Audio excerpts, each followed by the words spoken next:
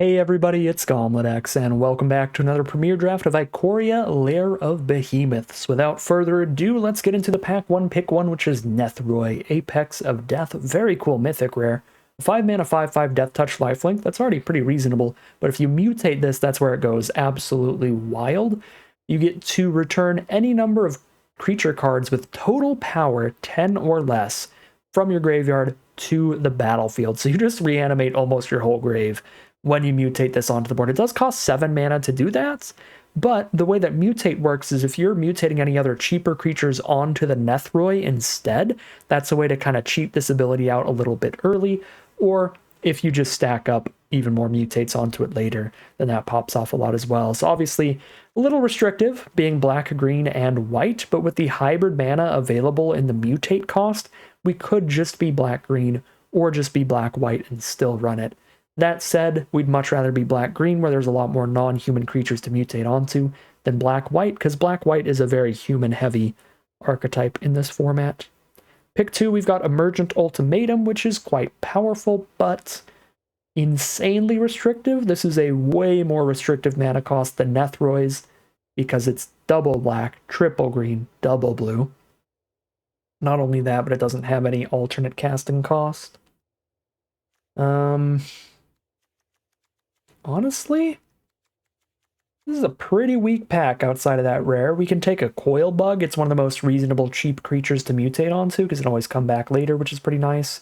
Take the Heed Bonder and try to draft like a Vigilant heavy deck, but it is a human, which doesn't work super well with mutate as a mechanic.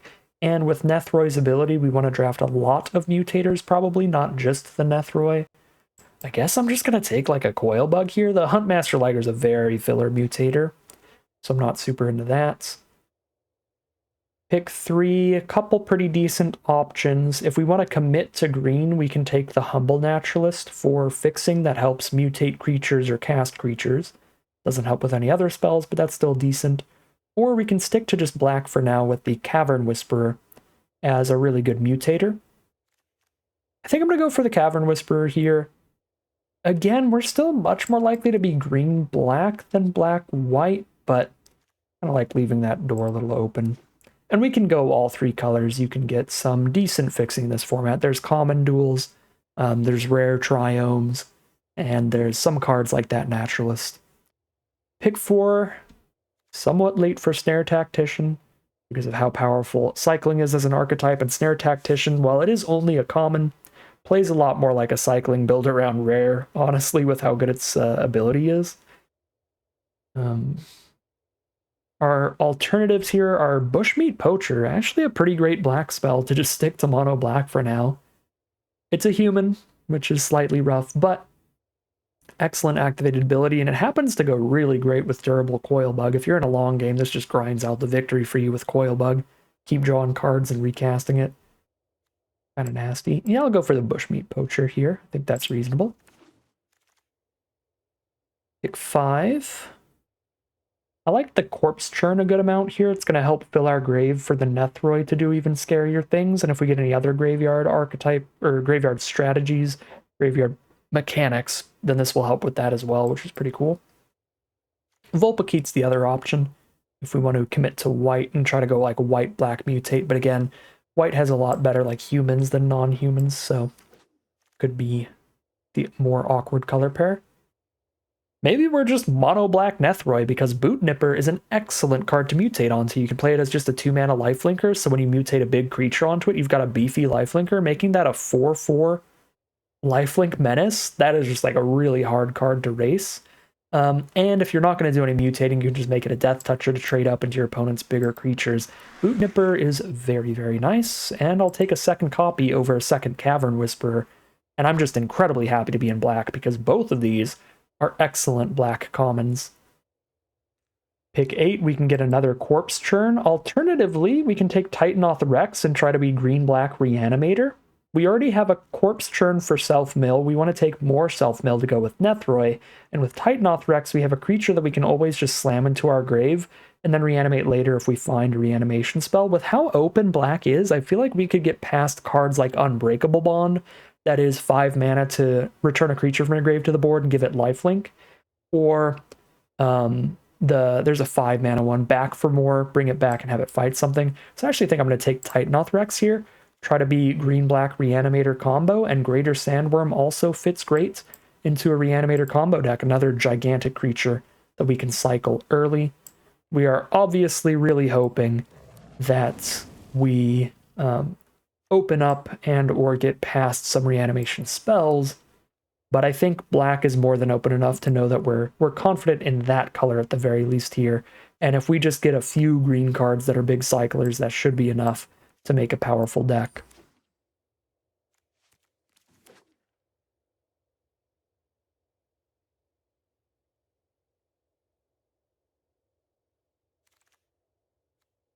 Here's an Excavation Mole.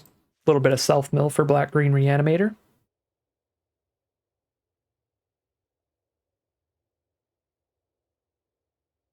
Pretty good self-mill to go with the Nethroi as well. And it's a non-human to mutate onto later. So pack 2, pick 1. Duskfang Mentor is fine, but very slow. Easy Prey is fine, but very inflexible. It only hits really small creatures. Very narrow, that's the word I'm looking for. You can always cycle it away when you're against the wrong matchup, but cycling for 2 is not that good. We could take another Corpse Churn, I guess, and just be really good at self-milling, and then these Corpse Churns turn into, like, moderately close to, like, tutors, where we find, like, whatever kind of creature we need, small or big, because we've milled a lot with moles and double Corpse Churns. I kind of like that idea. We could also take another Greater Sandworm if I want to really hope that we find the reanimation spells, but we already have 2 really big cyclers if we can find the reanimator cards. Now we can take a second Bushmeat Poacher or a third Corpse Churn. I feel like we can take the second Poacher and wheel the Corpse Churn here. That excellent cycling build around with the Flourishing Fox. RIP on that one.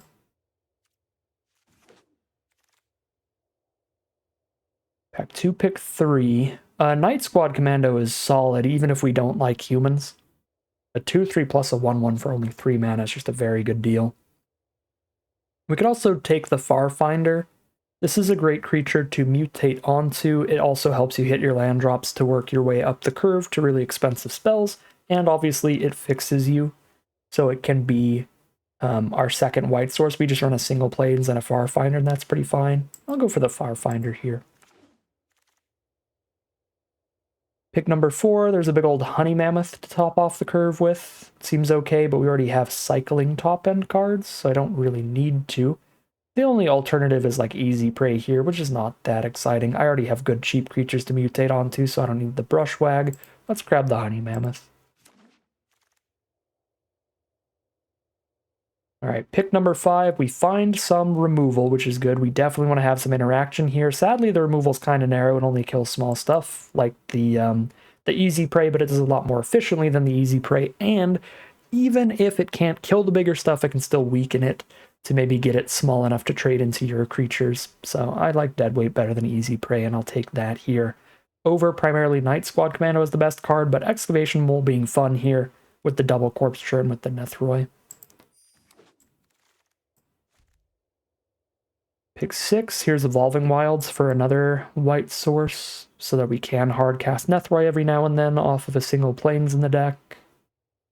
Yep, other than that, it's some fine mediocre combat tricks as the options. Another Honey Mammoth, I guess. Kind of expensive, but nothing else we're really interested in playing. Pick 8. This is all booty. Keensight Mentor, I guess, is okay, but really slow. Maybe Flying Forever might be a big deal. Probably not, though. 3 mana is a lot for a tricky thing.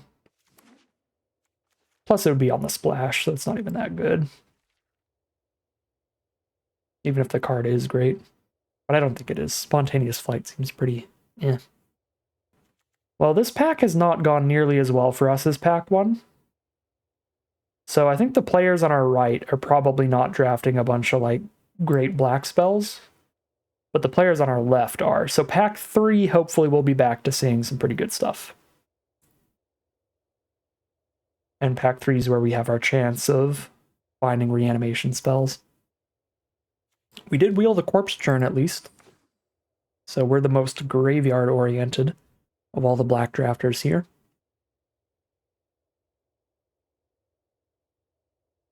Just making sure our Nethroi really pops off whenever we hit it, and we'll hit it more often because we have triple corpse churn. These are all like anticipates. We mill 3 towards a Nethroi. If we hit a Nethroi, we put a Nethroi in our hand. Stuff like that is pretty sweet.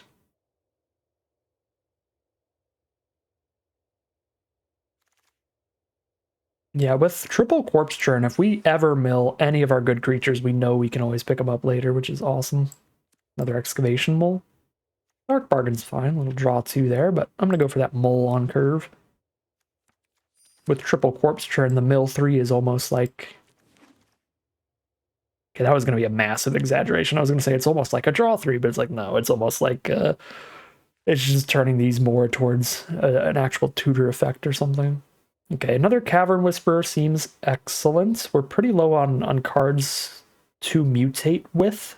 We have the creatures to mutate onto, but we need the good mutate cards, and Cavern Whisperer is one of those for sure.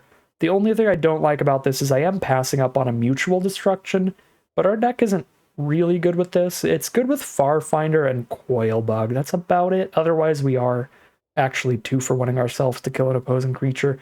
The decks that are really good with Mutual Destruction are like the black-white decks, or black decks that have a lot of the 2/3 that spit out the 1/1 body. Like, you want the 1/1 human tokens to go with it. But it's pretty nice when you do have those. Okay, pack 3, pick 2. We are low enough on removal. I really don't hate the idea of running Blitz Leech as a pretty mediocre top-end removal creature. It's that or Great Horn. I guess this is a pretty good deck to ramp up with. We have 2 6-drops, a 7-drop, a 9-drop, and a 7-mana mutate ability. Yeah, I guess I'll Great Horn over the Blitz Leech here. Now we can go ahead and take a Mutual Destruction, even though it's not great in this deck. We want more interaction, and we're very low on it. Pick 4, another Coilbug is going to make our Mutual Destruction a little bit better. It's going to make our Bushmeat Poachers a little bit better, and it's going to make all of our Mutate cards a tiny bit better. Give them more cards to mutate onto. Fertilid's pretty cute with Mutate as well. Obviously, if you mutate onto this thing, you keep the +1/+1 counters and make a really beefy card. But as for like the mana ramp aspect of it, it's really slow at that. 5. I think I just want another mutator. Grab this insatiable hemophage. There's more ways to build up a mutate stack rather than a 3rd bushmeat poacher. And we've got enough big creatures here, and we didn't get any reanimation spells, so I don't think I need another Greater Sandworm. Pick 6. Mysterious Egg is a mediocre little mutate stack starter. I don't think this is a good Survivor's Bond deck, because we only have 2 humans in the deck anyway, so I feel like Corpse Churn is just better, giving us more options out of the grave and then picking one of them up at instant speed instead of just picking up one card that's already in there. So, I mean, I guess I go for Mysterious Egg, because I don't think picking unlikely a... Pick 7. Nonsense. Take a Reach combat trick I probably won't play. Alright, I'll take a black-green duel here. But Memory Leak is not the worst either, and Easy Prey is not the worst. These are all reasonable options. Easy Prey, Memory Leak, and Jungle Hollow all looking good. But I'll take the Jungle Hollow.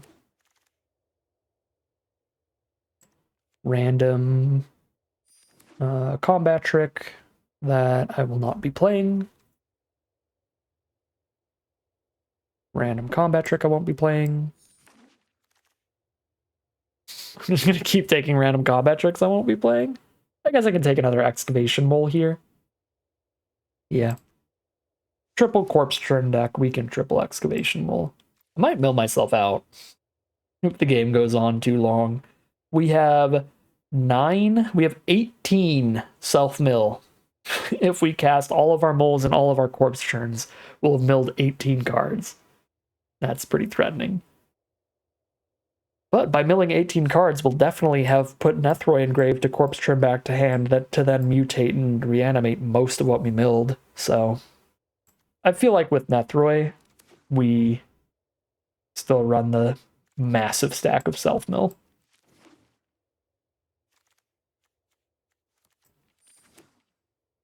So we're on 43 cards. We just need to cut 3 here, probably 3 creatures. Yeah, we'd still be on an 18 creature deck if we cut 3, which is quite a lot.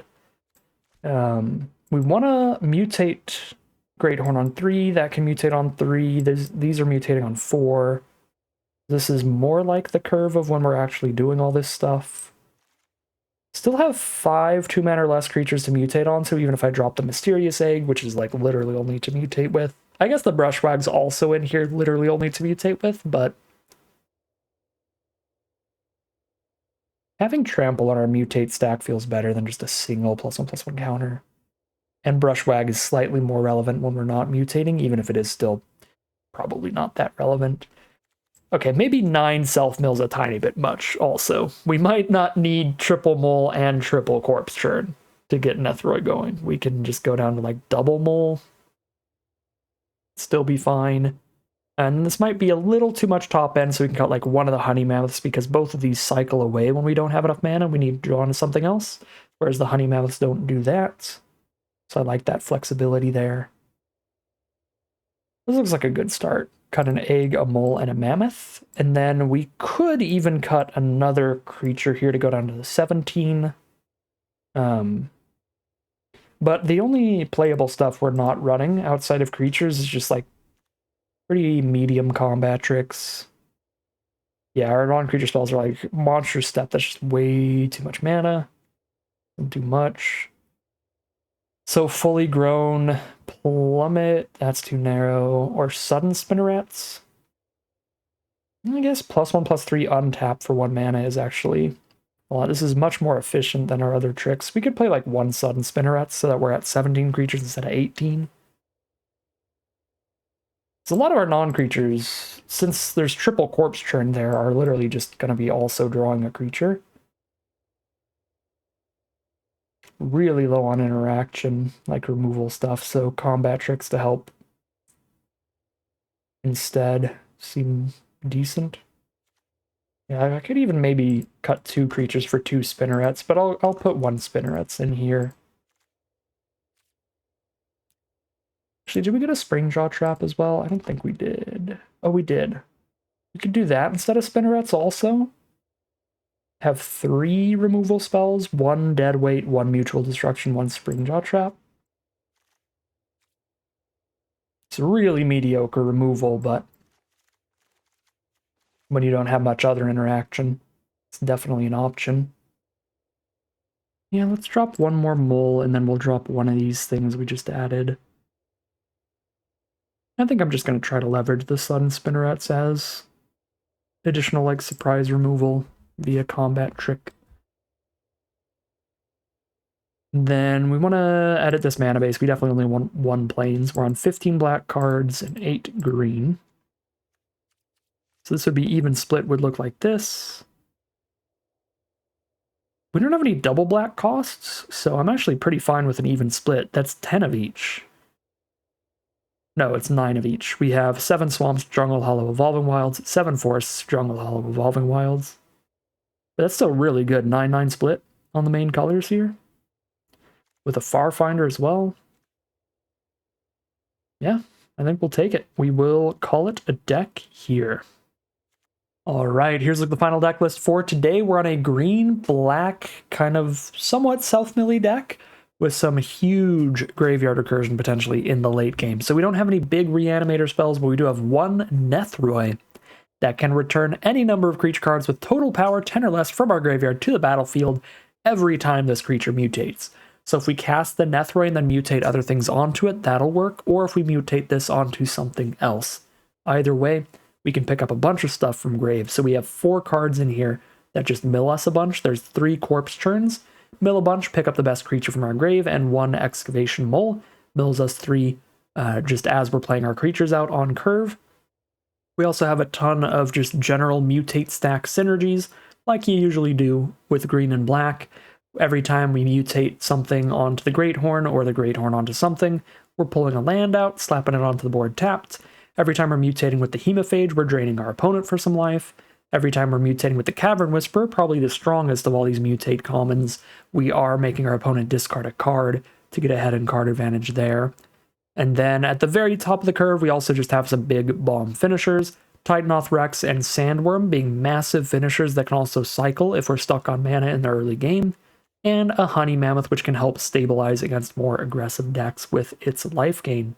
So really solid looking deck. I think the biggest flaw is the lack of interaction. There's one Deadweight, one Mutual Destruction for removal, and then one Sudden Spinnerets to try to leverage against our opponent's attackers. But yeah, we could get bombed out by a pretty spooky rare if we just don't manage to draw into our Mutual Destruction. So that's our biggest fear, but other than that, the deck looks pretty solid, and hopefully it'll play out pretty well, but we'll find out soon enough as we head into the gameplay. All right, here we are for game one on the play, and we are just curving out here. We have Coilbug into the Mole, and then we throw a Cavern Whisper onto the Coilbug, probably. But I think we go Cavern Whisper before Bushmeat Poacher, just for more immediate damage. Playing against a white deck with Maned Serval to start things off, just a 1/4 Vigilance to be annoying and get in the way. Now we have double Cavern Whisperer. If we put two of these onto the same card, our opponent discards 2 on the second mutate, so that could be pretty good. Our opponent's on mono white for now. Send in the Serval? I was going to say I can just double block there unless they have a 1-mana trick that's particularly good. Okay, does Trample matter? Not really on a Menacer, so we'll put it on the Coilbug. 4/4 Menace and a 3/3 Trample. Feels a little better.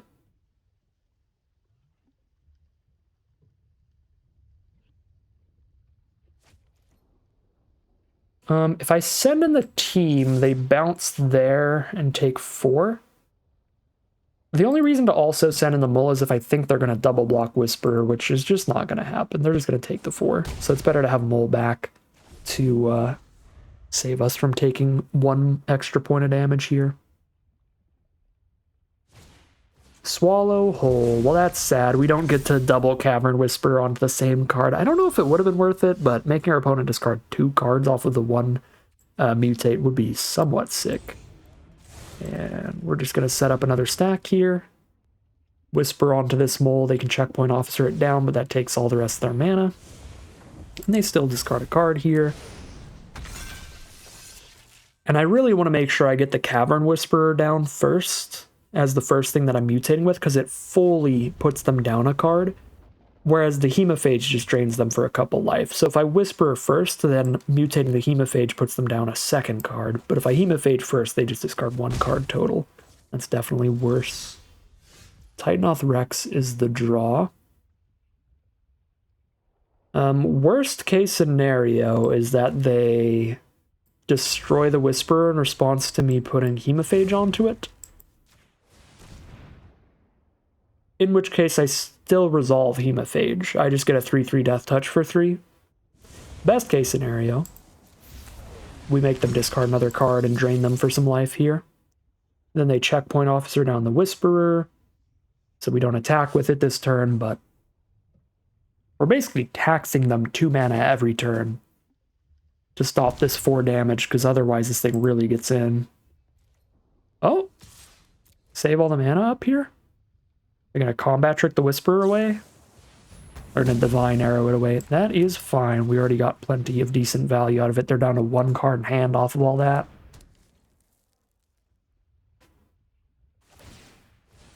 Okay.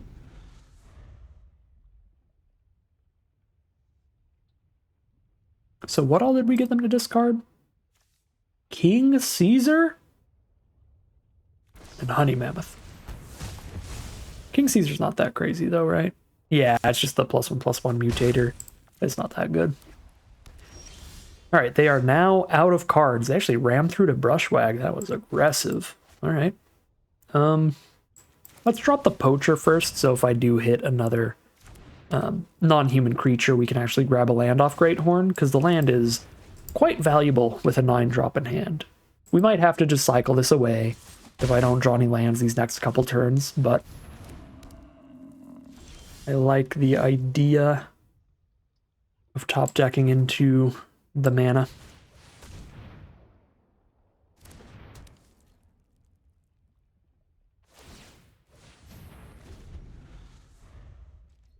They probably have the Vigilant rare that makes all of their Vigilant creatures also tappers. With the way their deck looks here, if they're running all these servals and the Goriak. Bristling Boar. Alright, there's a Boot Nipper that I can mutate onto next turn. I think I still have to pick Death Touch to convince them to not attack with this Bristling Boar. But obviously, if we turn it into a big mutate stack, Lifelink will be the more valuable ability. Our opponent is now playing off the top. Oh, I guess they can just tap the Boot Nipper. There is that. And then Bristling Boar gets in, but that's it. We are down to 10. Yeah, no, I guess I should have got Lifelink. Because now... Can't try to, like, Lifelink back in this. I guess I still couldn't with my current hand. It would just be a 3/4 Lifelink, which doesn't attack in well. It gets double blocked and killed without even killing something. So yeah, it's not even, like, significantly better to have gotten the Lifelink here. Okay, even if I Great Horn, I'm on 5 out of 9 mana. Probably should cycle this. Death Touch Trample.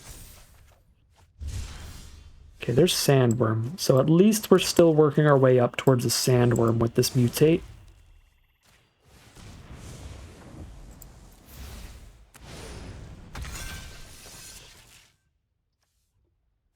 Make it so we can hard cast Nethroi instead of mutating if we want to.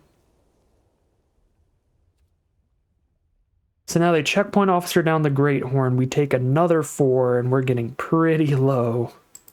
I guess I could chump with a Poacher, gain 4, draw a card here. Just buy some time towards the 7th mana. We draw a card from Poacher and then we draw a card during our turn. If there's a land in the top 2, we're good.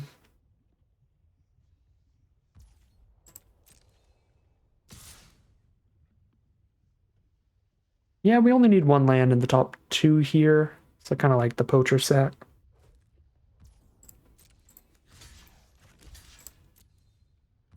And we only need 1 Poacher on board to have access to this ability.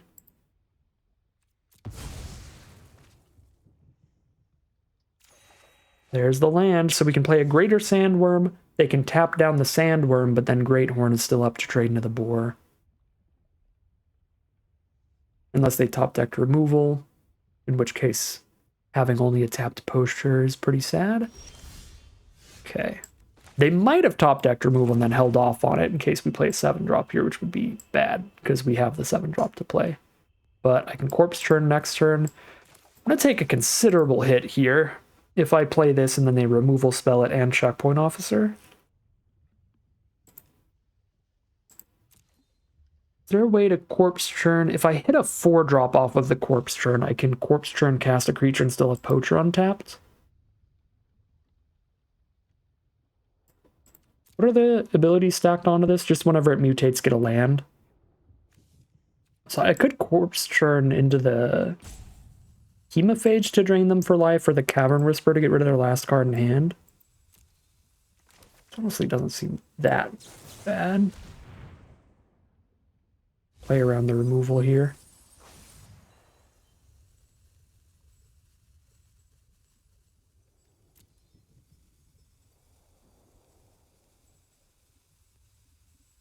Then next turn I know I have the mana to Sandworm plus have Poacher up, which is big.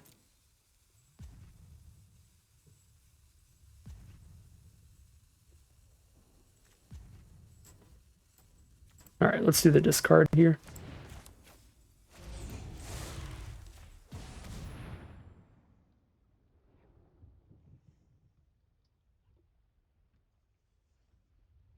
We'll see if we were correct at all in the playing around removal and making sure that Poacher's up at all times.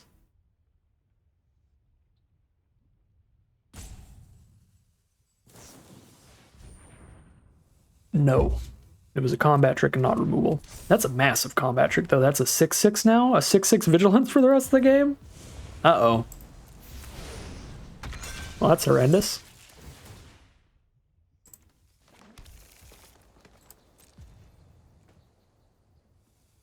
I'm just gonna get annihilated by this checkpoint officer. If it weren't for checkpoint officer, we would have had like solid blocks all day long, but this checkpoint officer has just ruined it.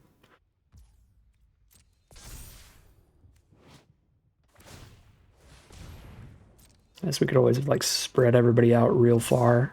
God, this is so much damage.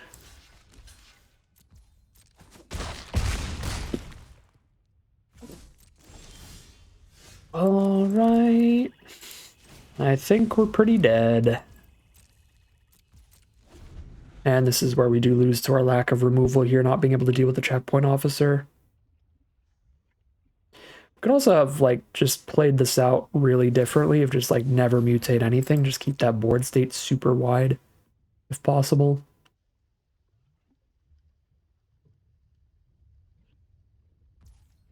That would be better against the checkpoint officer, potentially.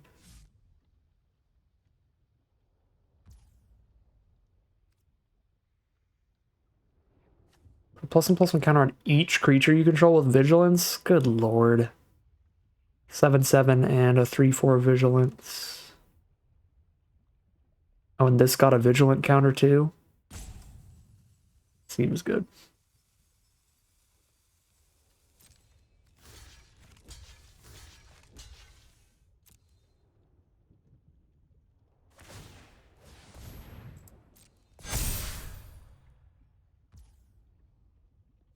Maybe we can top deck Nethroy? Actually, if I top deck Nethroy, I have nothing to mutate onto it because Sandworm has to die here for us to live. I guess Cavern Whisperer could die for us to live, but then we don't kill the Serval anymore.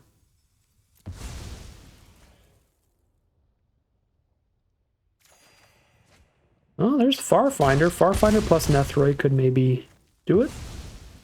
If I have the mana, what, 5, 6, 7, 8, 9? There's the removal for the checkpoint officer. I am quite certain it's too late for that now, though.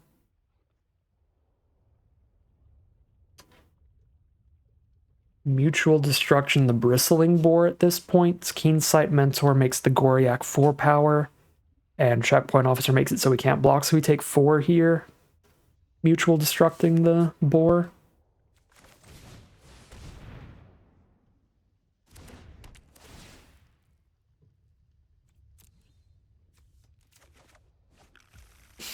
Of course, Arena shows us that Nethroy was the literal top card. So rude.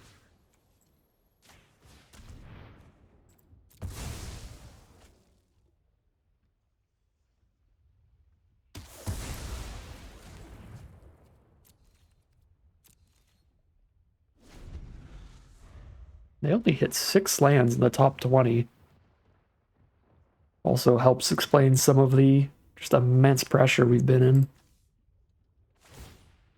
They hit less than half their lands and half their deck. I guess that's reasonable. Most decks are not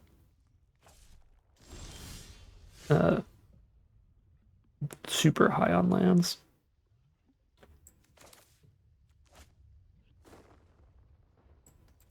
That is definitely solid RNG for them, though.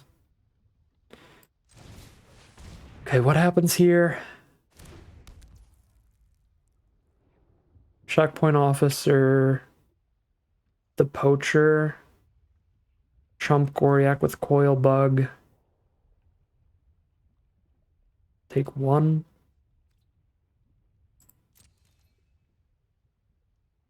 If they finally hit a land clump, we might be okay. I guess they actually just Checkpoint Officer the Coil Bug, but that allows me to chump with Poacher, gain some life, draw a card, sacking Coil Bug, and put Coil Bug back in hand. So I don't hate that. Obviously, Poacher's dead forever instead of Coil Bug being able to keep coming back, though. Tap the poacher, sure. Jump the Goriak, go to 1.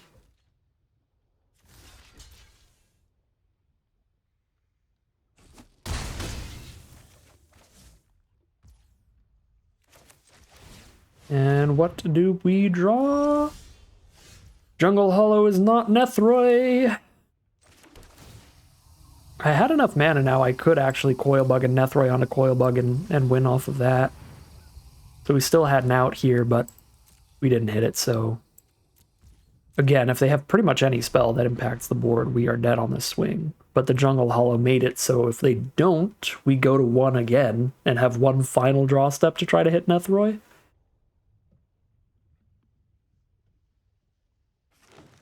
Okay, they are hitting lands?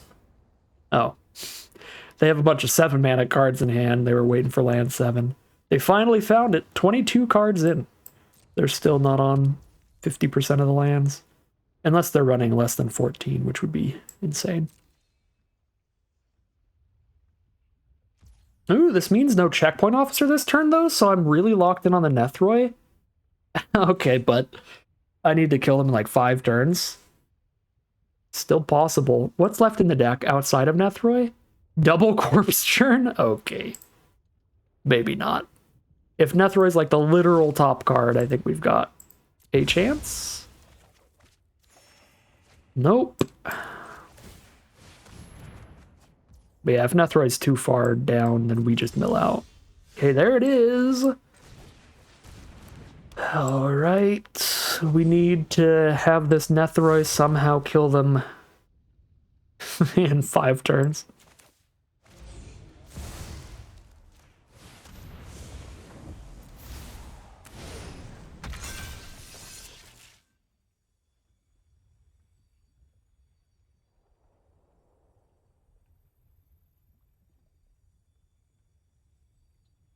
Get some death-touching boot nippers. 1, 2, 3, 4. I can still get 6 more power. I could grab a honey mammoth. Not great against their sandworm. We have to trade Nethroi into the sandworm. Although then they can checkpoint officer down. Well, the Spinnerets gets around the checkpoint officer. So we can block the sandworm for sure.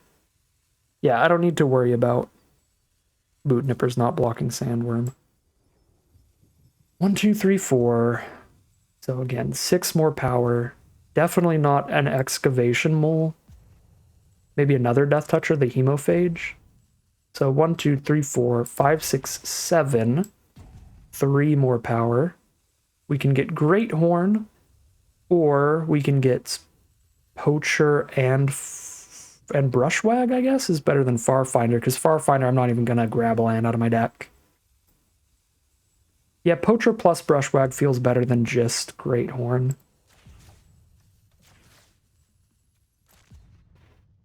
Death Touch, Death Touch. Pass?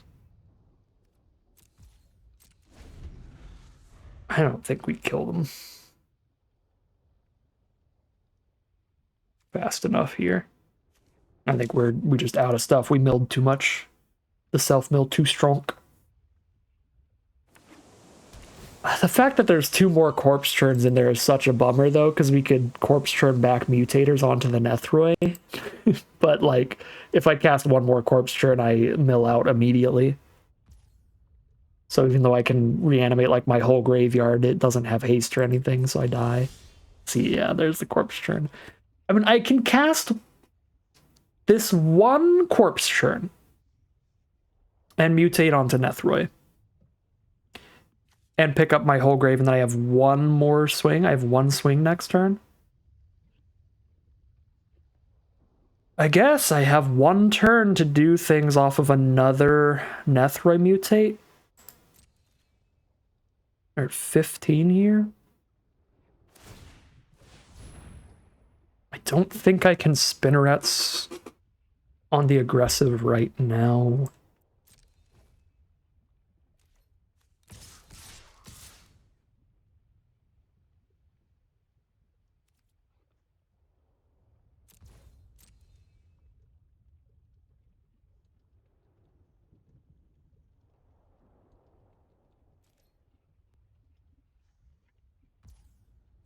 Okay. We're at 8. Let's go to 1 card in deck, everybody. Let's go to 1 card in deck.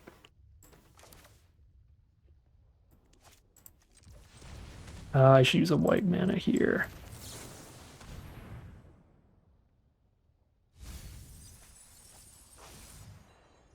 We have Cavern Whisperer. And that's just the best option. It's that or the land grabber. So Cavern Whisperer it is. Menace onto the Nethroi as well. And reanimate the grave. Make them discard 1 card. 7 power. 6, 7, 8, 9, 10? Or sorry, 10 power. So I feel like Mammoth Greathorn and Farfinder is the choice and not Sandworm Greathorn. To go wide when they're at 8. Yeah, let's go wide here.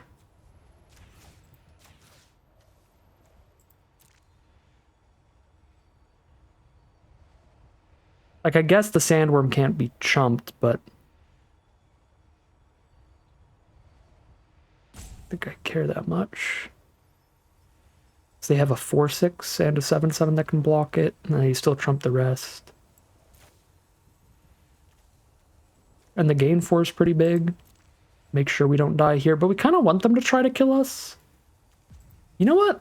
Okay, this might be wrong, but I kind of want them to try to kill us so that we can, like, spinnerets blow out them. So I'm going to go for the not life gain then, and I'm going to get the Sandworm.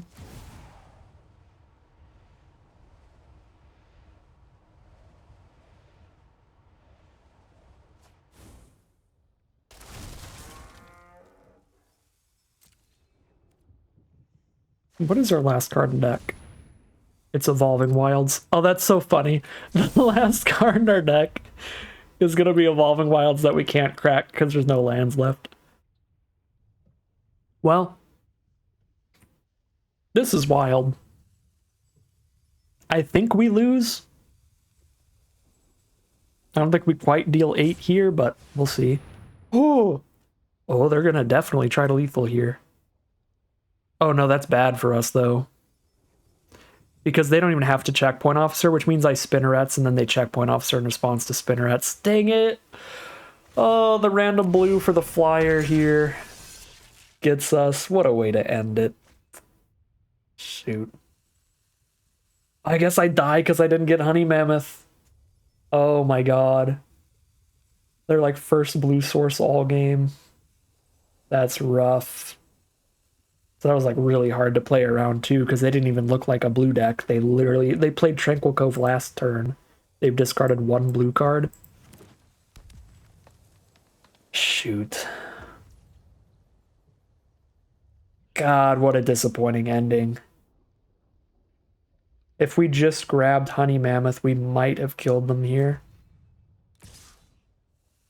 But because they specifically give flying off of the mutate, because of this random blue source we never saw until they were like 30 cards deep into their deck,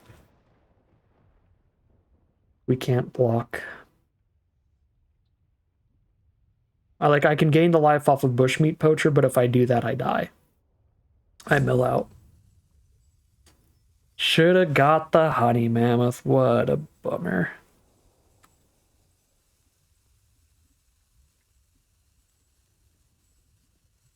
I'm trying to think if there's any way to get them to try to checkpoint officer something else. I don't think there's literally any way to do that. And I don't have any hexproof, and I don't have anything that can't be checkpoint officered. Yeah, I just can't. I just spinnerets Nethroi, they tap it, and I die.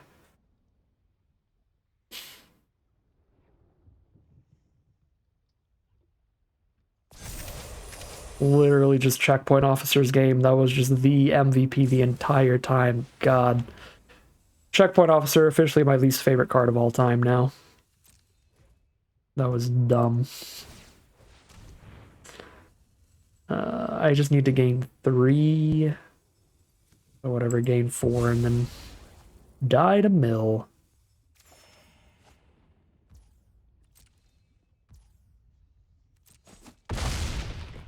One card off. So they would have had... Let's do the math here. I will concede so they don't have to sit here. But let's do the math. If I had grabbed Honey Mammoth here, then we wouldn't be dead to the Heron, so they wouldn't have checkpoint officered there. We go to our turn. They have 5 blockers up. 5 blockers against this board. If they try to checkpoint officer Nethroy, we just spinnerets it. If we go to combat and they don't try to tap Nethroy, then they do block with checkpoint officer. So their best bet is to have 5 blockers and not try to tap Nethroy, which would mean if that is the worst outcome for us and they do double block Nethroy, they might die. So they go 5 blockers, they can go block there, stop all that damage, block there, stop all that damage, block there, stop all that damage because they've got like high toughness stuff. So block, block, block. 2 more blockers means a double block on Nethroy, which means take 1, 2, 3, 4, 5, 6, 7, 8 exact lethal. Because I mean, the Sandworm would be a Honey Mammoth instead. So it'd be 6 instead of 7, but it's blocked either way. It's trumped either way. Yeah, I think if we grabbed Honey Mammoth, we hit for like exactsies here. What a bummer. Yeah, I just wasn't playing around them finding flying because we had so many blockers and we had the spinnerets if they wanted to tap something pre-attacks there to try to get enough creatures to go through. But if they just needed one specifically flyer to get through, we needed that life gain. Rough ending on that one. Crazy game though to start it off. We are 0-1 heading into game 2. Here we are on the play for game number 2. It's a really nice start. We have the excavation mole into the Nethroy. Make sure that we've got enough stuff engraved to reanimate some stuff off of that. I've even got the Hemophage. If I find the white source to hardcast Nethroy, I might do that. Go for a Hemophage early here. Mutated onto the Nethroy.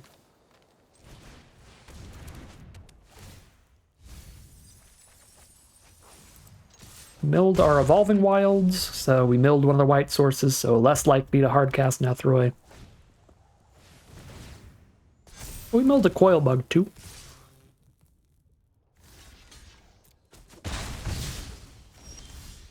Okay, land 4. We can hardcast the Hemophage, or just drop a Boot Nipper. Kind of like hardcasting Hemophage here, going wide.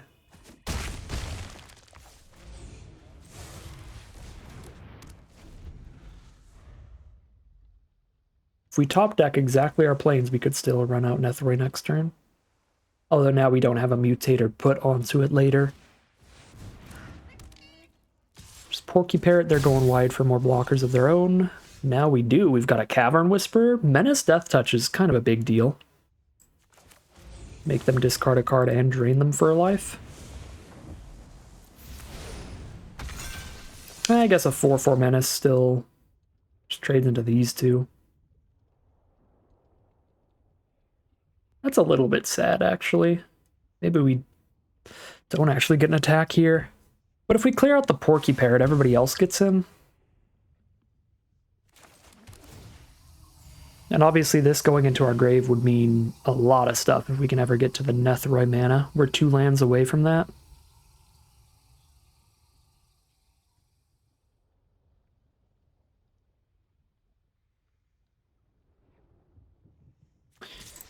Yeah, I don't love this trade, but I feel like clearing a path is worth it, and filling the grave is fine. Uh-oh. They don't take the trade. Well, then I'm really happy with the attack, but also that's probably not a great sign.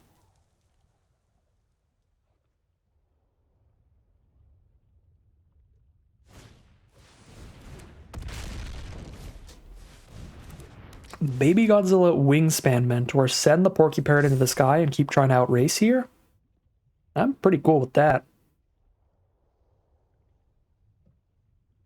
I guess depending on how we draw here. If we go land, I think we're probably good.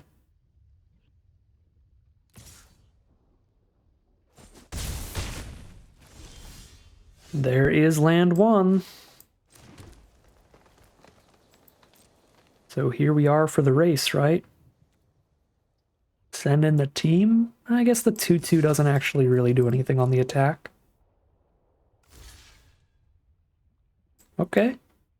Let's make sure they can't put a +1/+1 counter on all the flyers. Yeah, that's fine. We take that trade. They're down to 4 now. And here is... If I choose Lifelinker, I just run into a 1/3. So it doesn't attack or block relevantly. But I can sacrifice it to gain 2, which is a thing.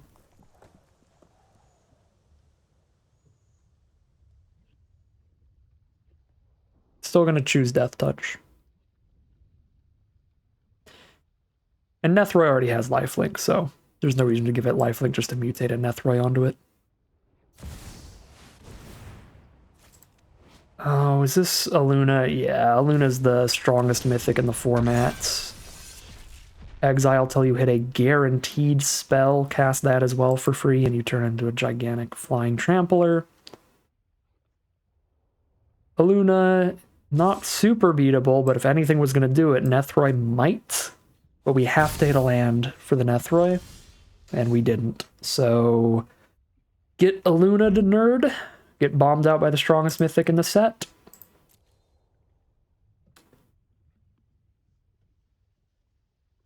That looks like how it's gonna be. We're incredibly dead in the sky. They just double block Cavern Whisperer with Baby Godzilla and a 1/1, take the 2 from Boot Nipper, and then kill us. Yep, that's literally all we can do. And then we die.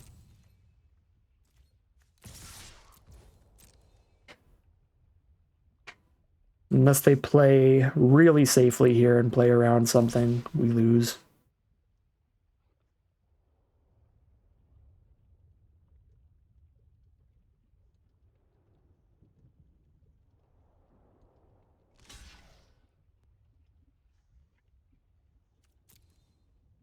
Are we still dead here? We're still dead if they top deck a card. What's the Porky Parrot? Oh, it's X damage, where X is the number of times it's mutated. Well, it's only mutated once.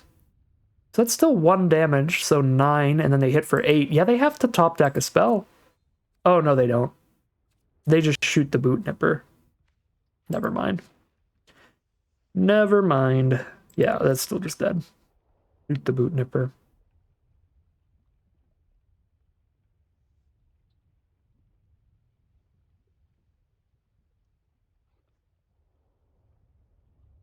And then we don't kill any of the flying, and they hit us for 10. Yeah. So, we were 1 land draw away from beating the best mythic in the format. And we were 1 Honey Mammoth... 1 Honey Mammoth line away from winning last game. Or alternatively, if we were luckier, then we didn't even need to play perfectly. Because we were also just 1 card away from winning last game. If we had 1 more card in our deck, we could have just gained the life with Poacher and killed them on the next swing. What a brutal start to this draft. It is 0-2 to get it rolling. All right, here we are for game number 3. We're 0-2 right now, which is honestly disrespectful for this deck. This isn't a premium deck. We're really low on removal, but I think the core synergies of the deck look pretty great and pretty plentiful. And we have a powerful bomb that we've built around with the Nethroy, so it would be an absolute disgrace to 0-3 here. So hopefully we're on that 0-2 into 7-2 pivot, but we'll see. See how things go here. Okay. Let's give this one the Death Touch. with the Cavern Whisperer in hand again, I want to mutate Whisper before I do Hemophage. Like, I could go full aggro on Hemophage on the Boot Nipper right now, but feels better to get the full big mutate value later. Alternatively, we can go wide as well. Do that again.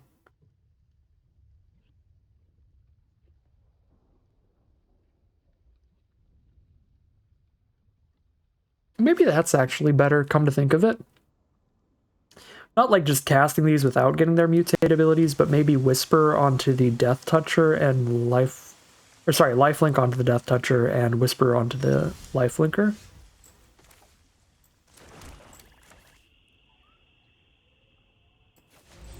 I don't know. We don't have to make that decision yet. We can Whisper right now and next turn decide what we're doing with the Hemophage, but we might be buffing another smaller creature instead of just keeping the stat line the same to make our opponent discard another card.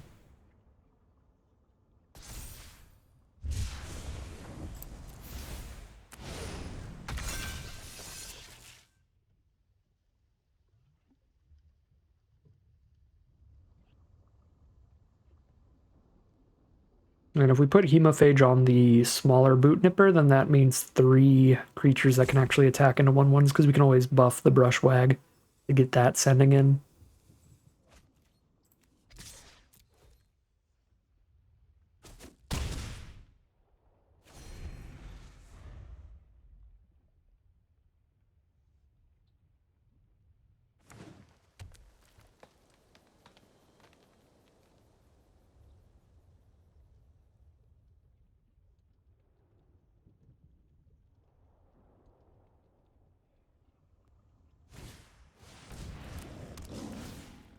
Alright, Frostlinks is pretty nice against mutate stacks.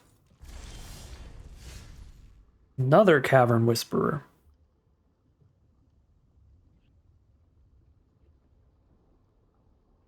I could just cash this in as 4 mana.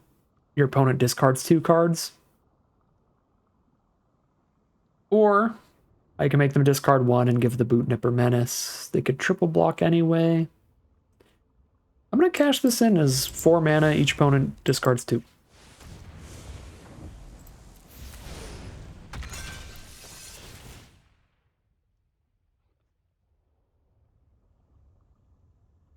And then if they don't have removal for this mutate stack, next turn I can cash in Hemophage as 3 mana, each opponent discards 2 and you drain them for 3, because it'll have mutated 3 times. Yep.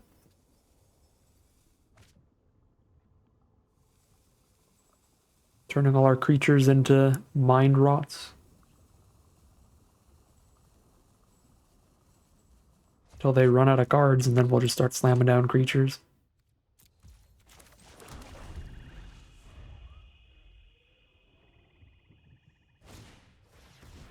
Well, they're not going to run out of cards. There's a draw 2 for our opponent.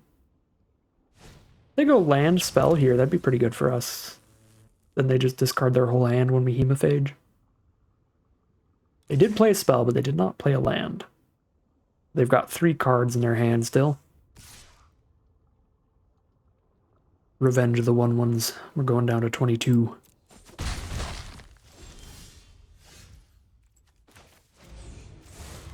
Here's the thing. Discard 2 more cards, go down to 1 card in hand. Ooh, they had a Genesis Ultimatum? Pretty cool. And a Voracious Great Shark. Yeah, they could triple block and kill the Whisperer. I don't really love that. I think I'm going to start sending in the Brushwag.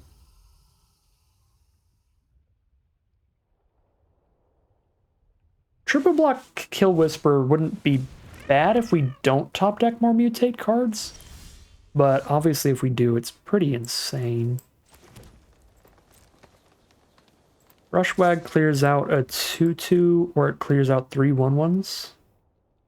Helps clear a path for other stuff. I'm pretty okay with that. I guess I am only 1 mana away from clearing out more stuff. This is a suspicious block because we have no cards in hand, so I don't know why they wouldn't just go 2-2-2-2 here.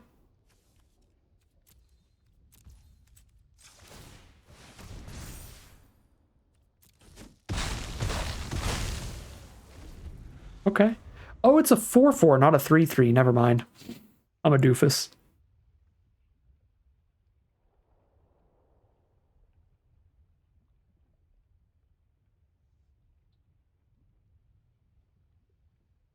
And thus begins the top deck war. That's a great start. 3-4 flyer, draw a card, plus put a counter on it with the symbiote. Yeah, that's an immensely good start. Now their Cavern Whisperer blocks are way worse, though, because they lose a 4-5 flyer. So we get to start sending in the Cavern Whisperer again. Yeah, so they don't even hold it back because of how bad it blocks. So we're really winning the race on board, at least.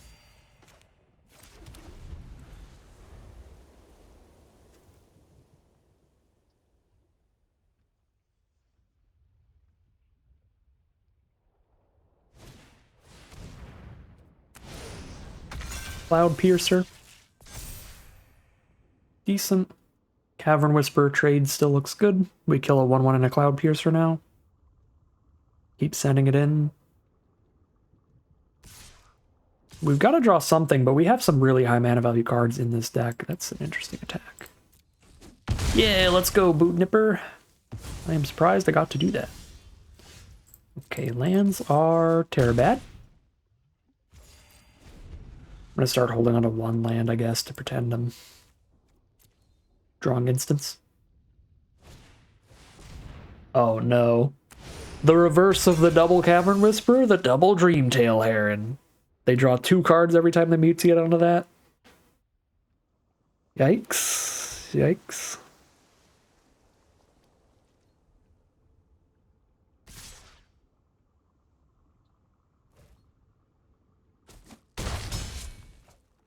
"4-4 Menace, Lifelink, Death Touch, still taking names, but we just can't hit spells.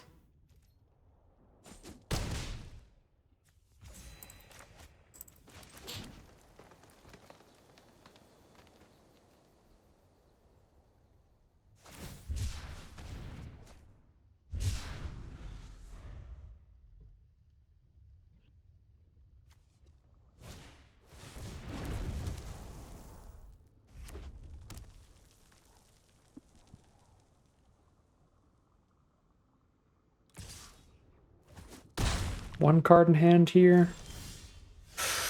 Let's go. Oh my god. Actual best draw on the deck. There's only 2 creatures in my grave. Well, still pretty good. Still pretty good. Look at all this. Woo! That makes up for all the misses. Wait, why did I choose lifelink? Don't ask. Don't worry about it. Don't worry about it. It's fine.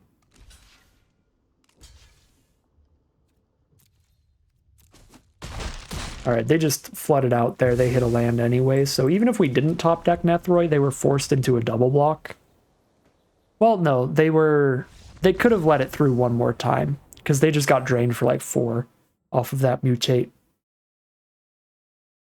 My life was flashing before my eyes there, I'm not gonna lie. I thought we were about to just 0-3 and be out of there with those 2 or 3 lands in a row at the end there. But, we find the best draw on the deck to really make up for those missed draws, and we are now 1-2. We're leaving with something instead of absolutely nothing, but hopefully this is a start.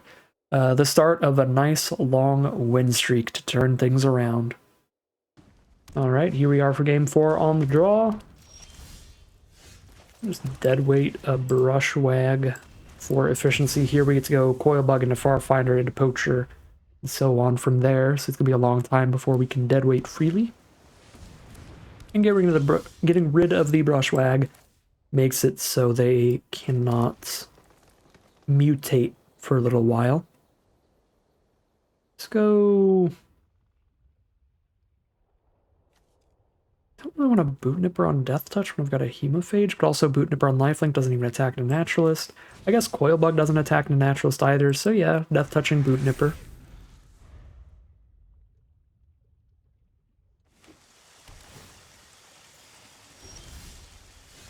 There's another one. We're going to Farfinder here to make sure we hit land 4, though.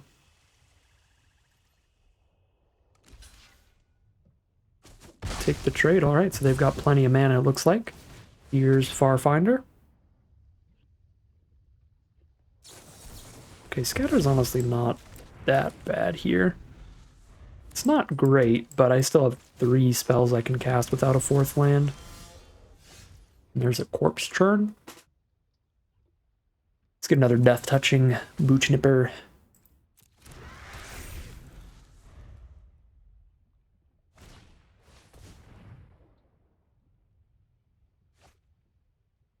It's Adventurous Impulse. They can slap Trample onto the Great Horn now and start throwing counters onto it.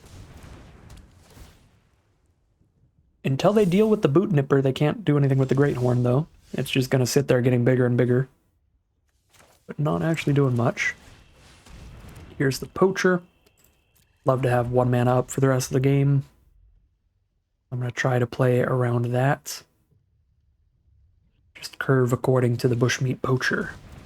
There's Excavation Mole, 3/3 Trample, mill 3. Now the Mentor puts the counter on both creatures.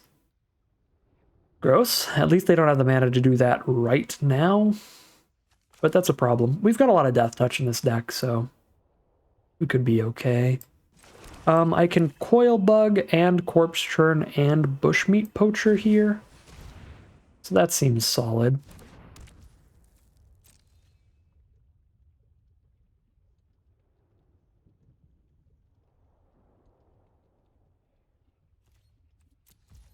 Do I have enough mana to want to Poacher away the Coil Bug if they don't like play any removal or anything right now, though? I feel like I don't. Although the 2/2 blocker's pretty much irrelevant. It's all going to be like 4/4 bigger tramplers. We just need Death Touch blockers. You know what? I will still do this.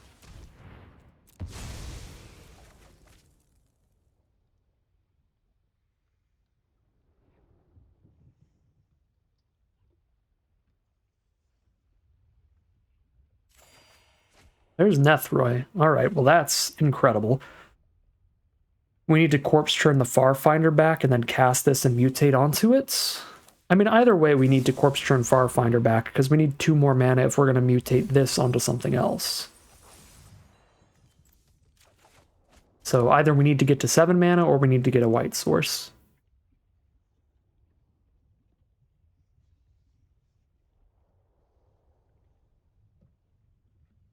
A Vigilanting Nethroi would be super nasty, so kind of like that. This will be land 6, Farfinder finds land 7. So we're probably mutating onto Farfinder, but just to be safe, I still want to grab the white source. Actually, no, I probably shouldn't, just in case I hit one of my 2 big double green cards. Even if Farfinder dies, we can still mutate Nethroi onto a Boot Nipper.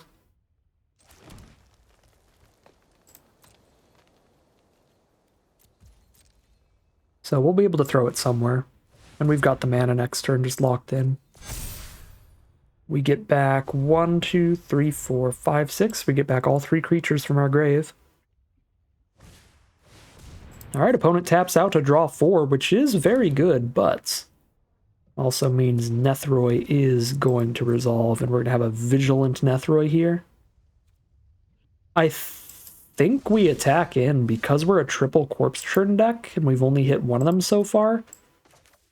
If they kill the Nethroi, like, okay. Right, because I have nothing else to reanimate right now, even if I do mutate onto it again. Because my graveyard is gone now.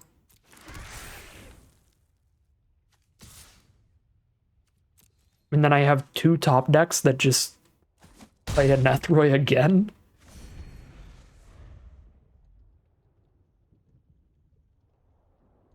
"27 life, I probably should have sent in the 2/1 Death Toucher as well for an extra couple points of damage.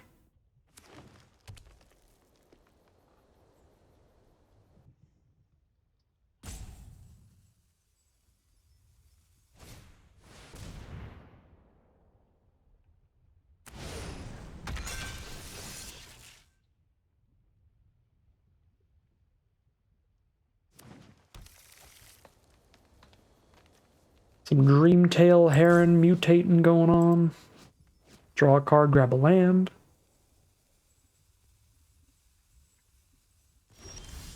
There's the pass.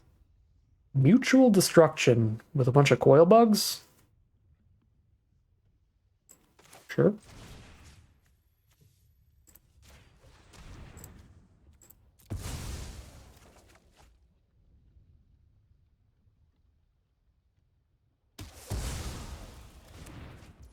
I think we're casting a poacher here instead of just draining 2 and reanimating 1 coil bug.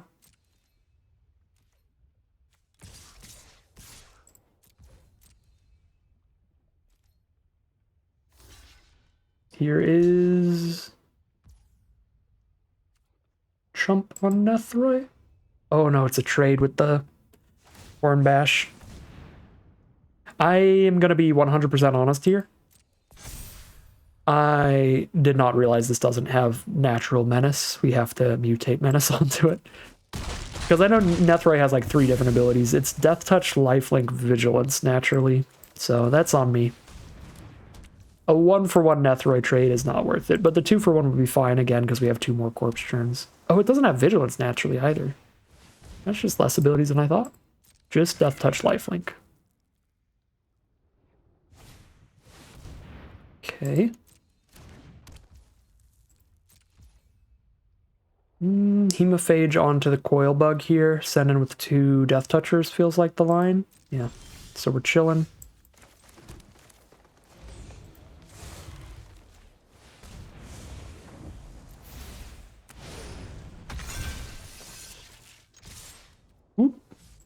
So they're going to go 3-3 Death Toucher for 7-7, 2-1 Death Toucher for 2-2. Or just take the 3. Take the 3 it is. Coil Bug Poacher combo.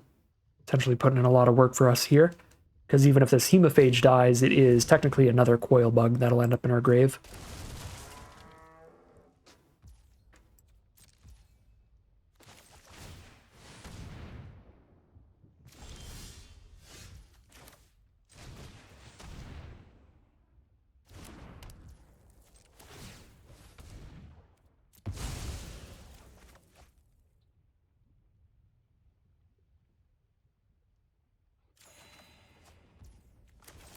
It's not really what I'm looking for, but that's fine. We're at 35 life with a 3-3 Death Toucher against the Sandworm, so we can just pass through here. I'm not going to trade my 3-3 Death Touch into a 3-4.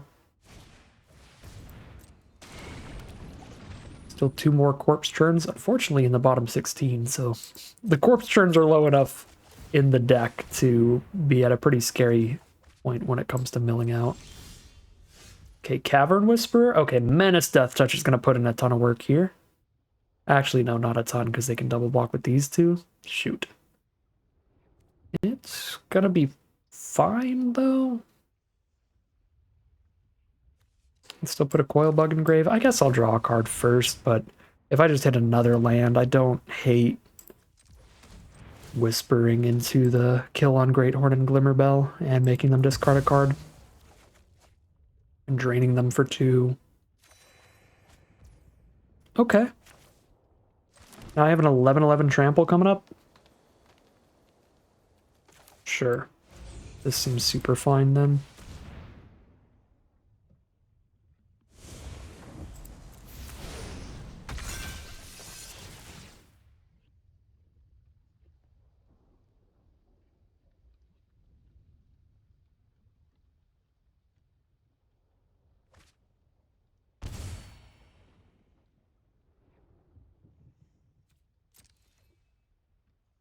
If I clear these 2 out, they have a single 7-7 against an 11-11 trample.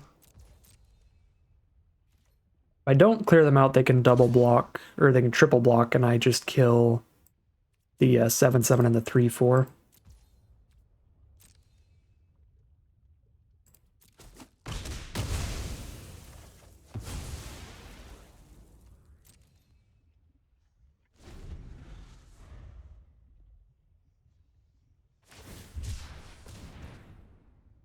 Cycling a crystal.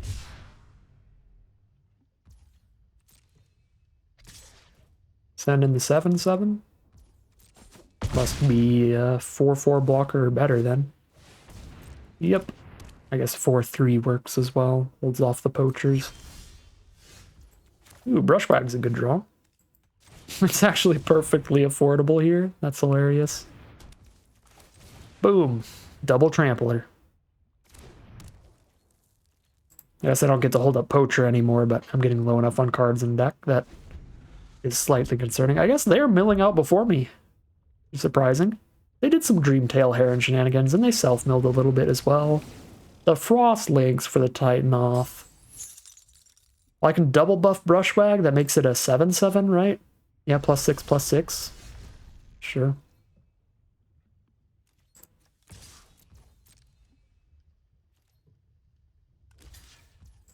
Trades.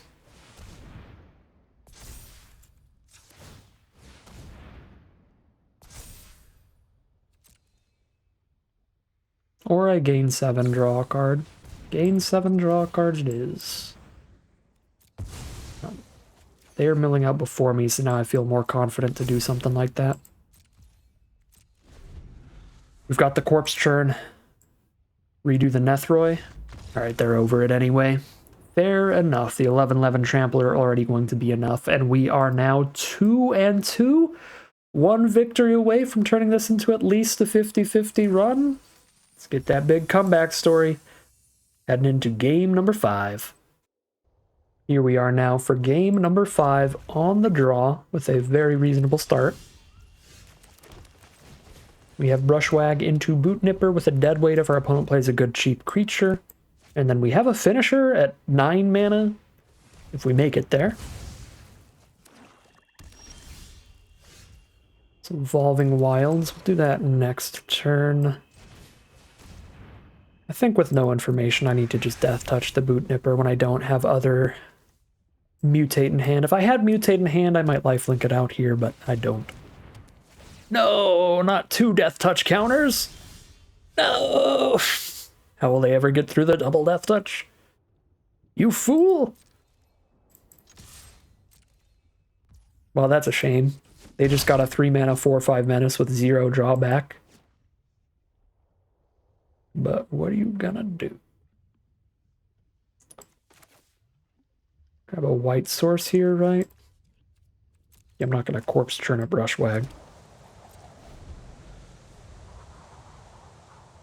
And recast it. I could still Corpse Churn in their end step. See if I mill into a better card. Thin the land out first, so we're more likely to mill another creature. So lead the Stampede.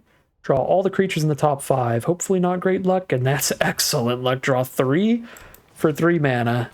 Good lord. Pretty great RNG, because I highly doubt even 50% of the deck is creatures, because that'd have to be 20 creatures. Let's see. Yeah, so we sack this.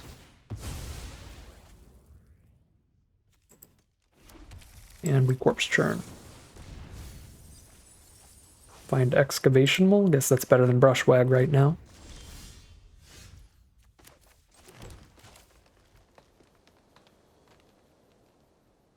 Can hold up a Sudden Spinnerets, or I can deadweight their Brushwag. Deadweight their Essence Symbiote later, though, which is a bigger deal.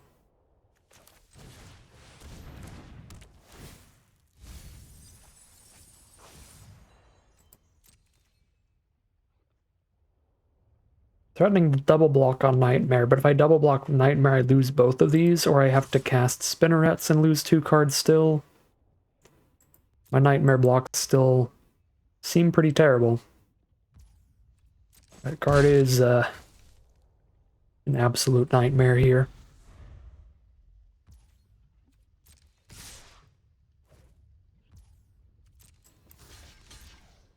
I will trade a Spinnerets for their entire turn. Like, now they get to cast nothing? That felt pretty good. But we're still probably just going to die to Hunted Nightmare. Sadly. I can't really wait till I have 9 mana. I need to cycle this and see if I find something. Cavern Whisper. That'll be decent next turn. I might even have to just deadweight the Hunted Nightmare. But that's like so significantly worse than deadweighting a Symbiote. But if I don't top deck a Swamp, I can't play a Whisper and deadweight in the same turn anyway. There's the rough position. I guess I should have Evolving Wilds for the Swamp. I don't have any double black cards in this deck, but being able to cast 2 black spells in one turn would have been potentially important, and obviously it has ended up being important here that I have to choose between Deadweight or Cavern Whisper next turn if I don't cast Deadweight right now.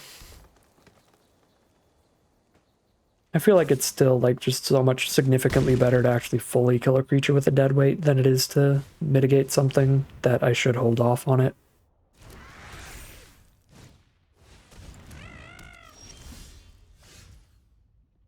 Yikes, we get a 3rd black spell before the swamp here.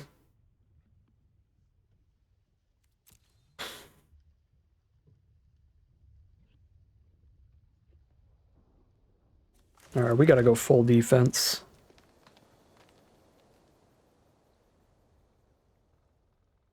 Cast a Cavern Whisper going wide and past them. Feels pretty bad, but it's where we're at.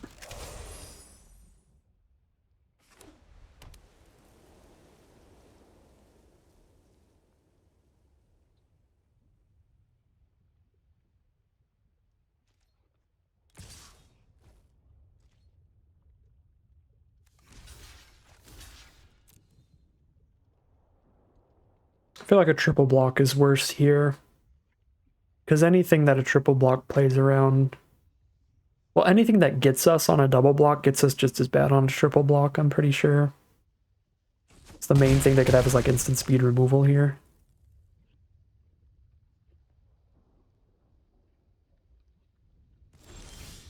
Okay. Cast nothing. Just hold up a ton of mana?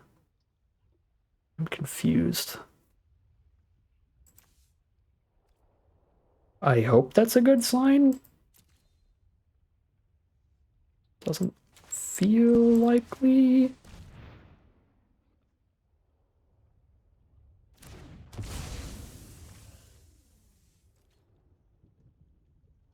Eight life taking 2 on the crackback, but they have a ton of open mana.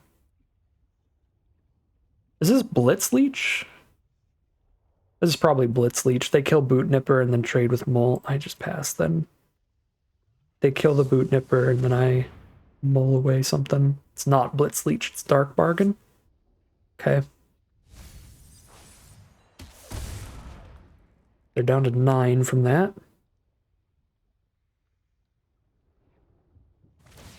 And they cycle a Titanoth Rex. Now it's a trampling lifelinking Boot Nipper, which might matter because they can mutate onto it later. There's the Evolving Wilds. There's a Bristling Boar, pretty filler. Not bad for us here, we just try to mole into it. Okay, bunch of little creatures. We might be pretty stable here. Stable little back and forth, looks like. Let's get our own lifelinking Boot Nipper and pass.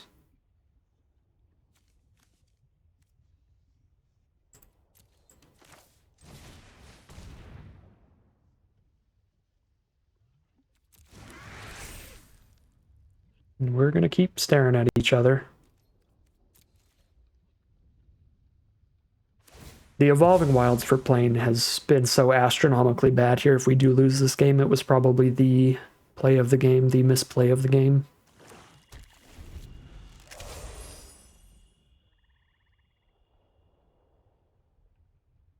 But it is also wild how well we have dodged a second swamp 23 cards deep.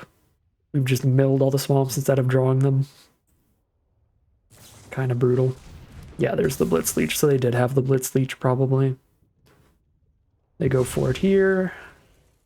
No longer have a death-touching Boot Nipper.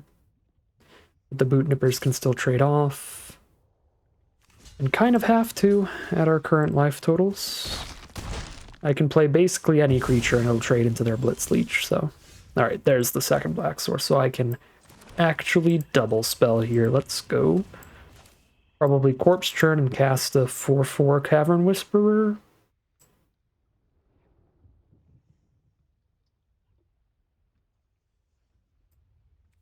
One, two, three, four, five, six, 7. I don't think I can afford to pick up Titanoth Rex. I'm still 2 mana away from that. I'm going to Corpse Churn first, though, because we might hit Nethroi and we can hardcast a Nethroi. Okay, we did not hit Nethroi. I'm just going to cast a couple 4/4s in a row on this board. I guess. 4/4 keeps Boot Nipper off of us and still trades into Blitz Leech like anything else would.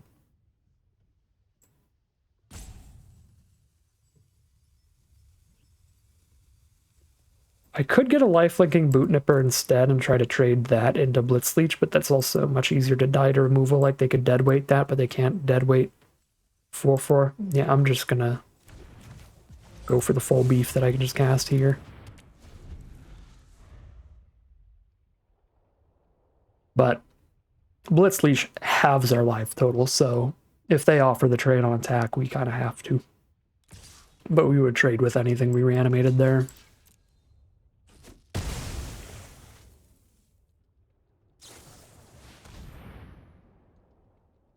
Dark Bargain, still going ahead in cards here. We've got a Nethroi somewhere in the bottom 13. That could be absolutely killer here. No, the Night Squad Commando post-attack, so good. Okay. I kind of have to play a 4/4. I could Coil Bug back and play a 2/2, and then Commando hits me, but it still holds off Boot Nipper. I guess I stop kind of just as much damage either way, right? Because if I play a Cavern Whisperer, I just block Commando, take 3. If I play Coil Bug, I block Boot Nipper, take 3.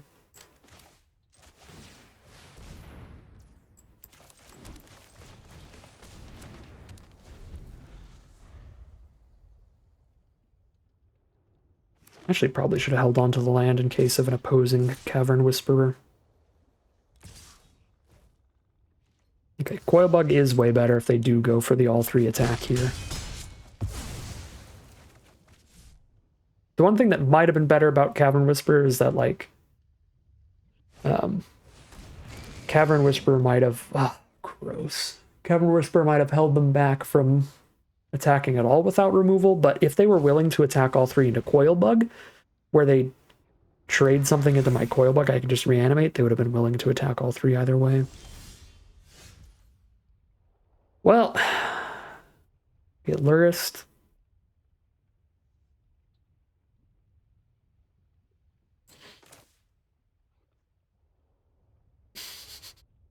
And in classic fashion, not that it matters at this point, but I am 1 black source off from picking up the Coil Bug, casting it, and sacking it to Mutual Destruction because I wilds for Plains instead of a Swamp. That's so funny. Just get max punished for the most minor decisions.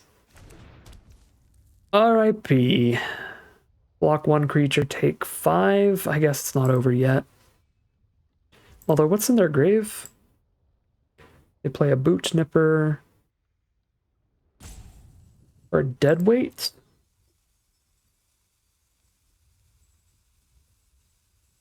My options here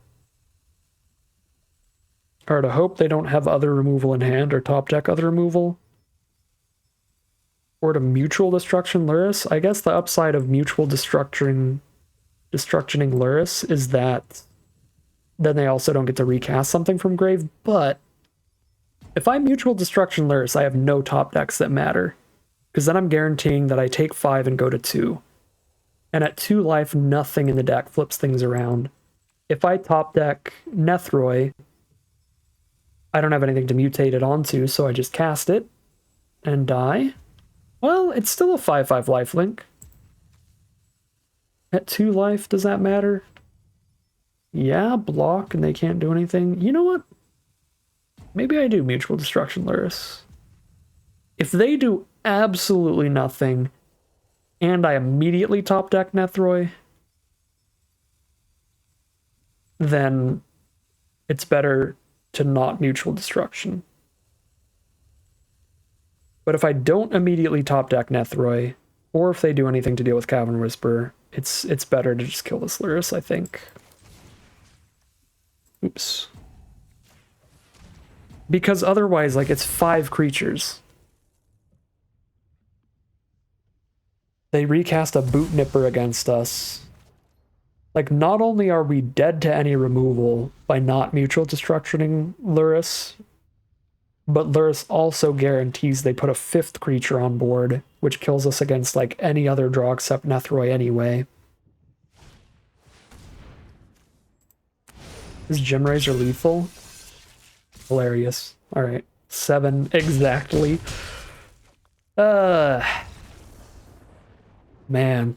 What a rough draft today. Honestly, I don't think I played that badly. We just had a few pretty minor lines, pretty minor misplays that really, really stacked up as poorly as possible. Just absolutely everything stacking up to punish us as hard as possible for the few misplays we did make today. Like not reanimating the Honey Mammoth in round 1, and then finding the plains instead of the black source there. Like the odds of evolving Wildsing into the plains and then not hitting another black source for another like 10 turns because of it are astronomically low. But we get punished the maximum amount for minor little misplays like that. Where it would have been a misplay regardless of how we drew, because even if we drew pretty average, pretty decently, it would have kept us from playing 2 black spells in 1 turn for the next turn or 2. It just ended up keeping us from playing 2 black spells for the next like 5, 6, 7 turns. It was insane. So yeah, we definitely could have potentially won. We 100% could have won game 1. Probably could have won loss number 3 as well. So that's a pretty big bummer. I think this deck was pretty sweet. Biggest flaw being the lack of removal that keeps it from being great. I feel like it's probably a 4-3 on average, and we could have been around 4-3 right now. Had we played perfectly, we would have been 3-2 heading into a new opponent we haven't seen. And if we played perfectly, like hitting the black source in our final loss, we might have even been 4-1 right now. That one's less. I'm less confident about that one. Like, we 100% know we would have won game 1, but we don't know if we could have won that last loss. Maybe. I'm leaning towards probably, but that's a lot more nebulous to try to see exactly what would have happened. Either way, pretty happy with how I drafted here. I don't think we could have ended up with really more removal. I think that black was pretty open, getting the nice cheap cards to mutate onto. The Nethroi strategy works great if we ever find the Nethroi, so the triple corpse churn to dig to it was awesome. The mold to help it out was okay. Yeah, I am really happy with the deck idea and the drafting in general. We just made a few minor gameplay errors that somehow cascaded into multiple losses, getting kicked out at only 2 and 3 with pretty above average deck, I would say. Well, a little bit above average. I don't think this is like an under 3 winner, but human error drags it there. But that is going to end today's video. As always, I'd like to thank my patrons and YouTube members for their support, as well as you for watching the video. If you're interested in seeing some more, you can always like, comment, and subscribe to tell the YouTube algorithm to send you some more in your recommended feed. If you'd like to catch me live, you can check out the Twitch channel in the link in the description below. And if you'd like to support the channel directly, you can check out the Patreon link in the description below. But other than that, as always, thank you very much for watching, and I'll see you again soon for some more Magic Arena.